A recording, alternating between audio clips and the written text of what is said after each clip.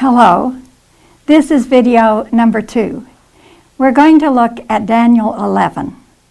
However, first we need to look at the structure of the whole book of Daniel. You see, in the book of Daniel, there are 4 prophetic historical outlines. That means that 4 different times Daniel was given a vision by God in which he saw the nations of the world, or the succession of empires, one after another, from his own day right down to the second coming of Jesus. 4 times he saw the emergence of Babylon, Medo-Persia, Greece, Rome, the nations of Europe, the Little Horn, and then he saw very interesting things that had to do with the end time, the very day in which we're living. So now we're going to look at the structure of the book to begin with. Let's look at the chart over here. The name of the chart is a diagram of the forward progressive movement in the book of Daniel.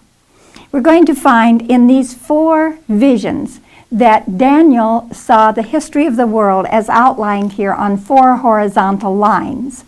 Where I'm going over here to the chart, and here is the name of the chart, the diagram. But here we see the 4 visions, or the 4 outlines. Here's the first one, here is the second one, here is the third, and here is the 4th. Now, in Daniel chapter 2, Daniel saw the empire of Babylon. You see, Jerusalem, where Daniel lived, was conquered by Nebuchadnezzar of Babylon. And so while he was there, Nebuchadnezzar had this dream. He saw the great image, and the image had a head of gold, arms and breast of silver. There was a belly of brass. There were the legs of iron. And then the feet were of iron and clay, and there were the 10 toes. He saw the image. The image was the symbolism of that chapter, of that vision. And so he saw one empire after another. Babylon, Medo-Persia, Grecia, and Rome. And the head of gold was representing Babylon, and the arms of silver, Medo-Persia. The belly of brass represented Grecia. And Rome was represented by the iron legs. And then when Rome broke up, that was represented by the 10 toes, the countries of Europe, more or less as we know them today. Then that prophecy stopped right there, and it said, in the days of these kings, that is, while Europe is still divided up into various countries, in the days of these kings, there will be a great stone kingdom established, where that empire will be forever. That was to represent the coming of Jesus. But you'll notice there is a gap here of information between the countries of Europe and the second coming. So there's quite a period of time that is left open here. Now we look at the second prophetic outline vision, which was given in Daniel chapter 7. This time the symbolism changes. It's no longer an image, but it becomes 4 beasts. And again, the lion beast with the wings of an eagle represented Babylon.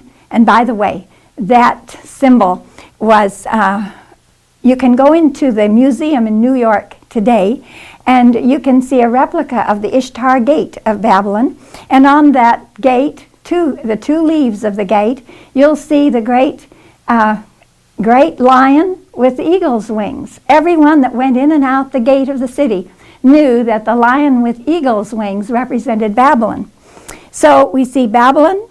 Then there was Medo-Persia that was to follow. That was by a great bear that had 2 sides, one higher than the other. The Persians were stronger, especially toward the end of the reign. Then there was Grecia, represented by a leopard with 4 heads and 4 wings. And then Rome was represented as a terrible, indescribable beast with 10 horns. Then those 10 horns represented the breakup into Europe. And then then in the second vision, we find that extra information is provided.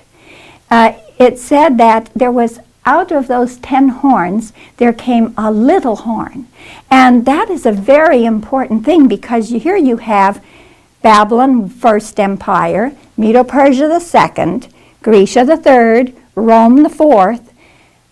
The papal empire was actually a fifth empire. It's known as a papal supremacy. It was actually a fifth empire. Here in the first vision, we see only 4 great empires. But here we find 5 empires brought to view.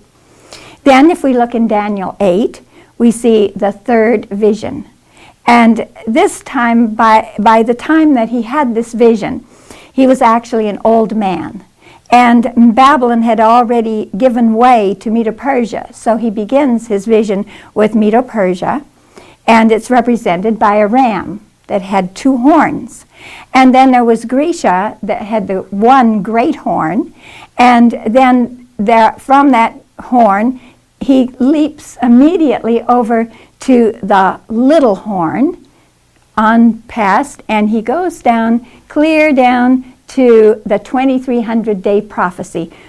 Now, in the fourth vision, he starts with Medo-Persia again and goes to Grecia and to Rome and to papal Rome, but he continues in the fourth vision in verse 40 to describe what he calls the time of the end, or the end time, and describes events happening. Each one of these visions, the last 3 visions, give added information to supplement that which is left out in the first vision. Now, I would like to mention that the first vision gives the interpretation of the other visions. For example, Medo-Persia was illustrated by an image that had 2 arms.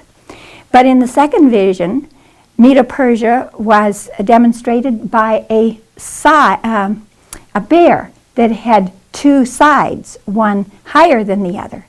And again, here in the third vision, Medo-Persia was represented as a ram that had 2 horns. So we see that there is an interaction and an alignment between, and of course in Daniel 11, in Medo-Persia is spoken of by name.